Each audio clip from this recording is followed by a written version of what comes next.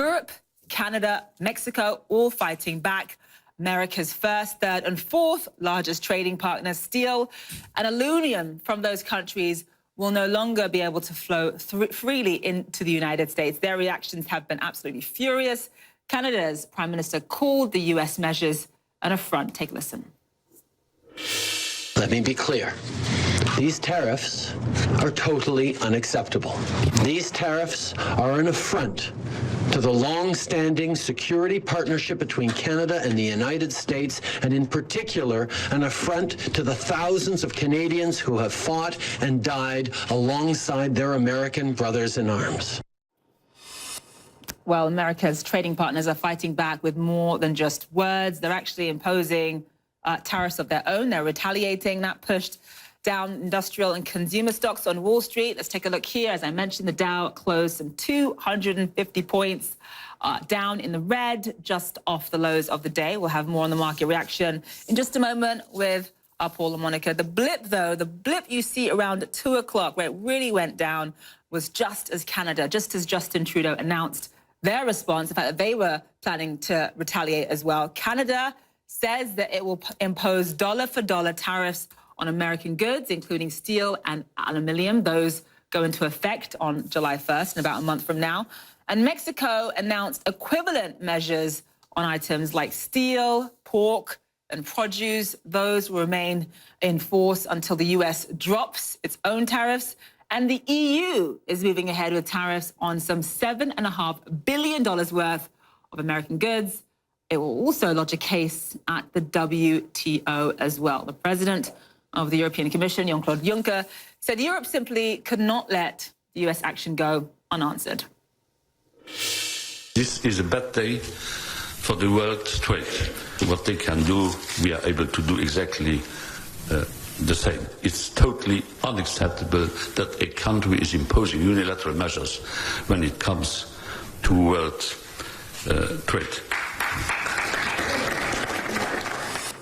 And on top of all of this, President Trump wants new measures on German car makers. According to a report, it sent the country's auto stocks plunging into the red. You see Volkswagen there down 2.25%, BMW down about 1%, Daimler also down about 2%. On display this week, you may remember this unsubstantiated declaration after his meeting with Kim Jong-un. Everybody can feel much safer. There is no longer a nuclear threat from North Korea. Now, there's, of course, zero proof Kim is really going to give up his nukes. He still has them. He has his missiles. They're still capable of reaching the continental U.S., and everyone can feel much safer. Just 24 hours after that tweet, the president's own Department of Homeland Security put out a warning after detecting incoming cyber attacks by North Korea, which is actually the most pressing threat that they present. And President Trump never mentioned a word about addressing that with Kim. Today, an onslaught of falsehoods, one after another. I pulled out a few for you. Let's roll the first. I think that the report yesterday, maybe more importantly than anything, it totally exonerates me. There was no collusion. There was no obstruction.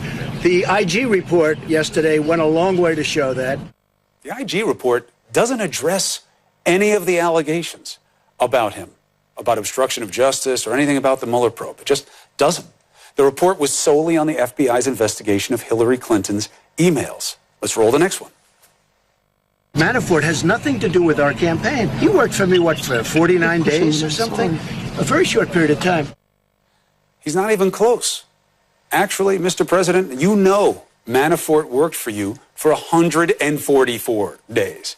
You hired him in late March of 2016. He resigned in mid-August of that year. He was all over the campaign. He was the face of it for a long time. He was the chair of the campaign. That's not a nothing position. Then there was this. I hate the children being taken away. The Democrats have to change their law. That's their law. Now, this one should bother you, okay? This is not true. There is no law forcing Trump, and it is him who's behind this. This is his department that's doing this. There's no law forcing him to do it this way. And the only law that does exist from 2008 was signed by President Bush, okay? So the president is also claiming that there is no trade war with China despite imposing tariffs on $50 billion worth of Chinese goods. Listen to this. What about the fact that there are a lot of people who say, what's he doing? He's going to start a trade war. If he slaps 25% on $50 billion for China, that's going to be bad for Americans. No, the trade war was started many years ago by them, and the United States lost. So you're saying we're on the There's no losing trade war. end of it? Well, no, there is no trade war. They've taken so much. The Chinese government responded to the president's action with retaliatory tariffs of their own and accused the U.S. of launching a trade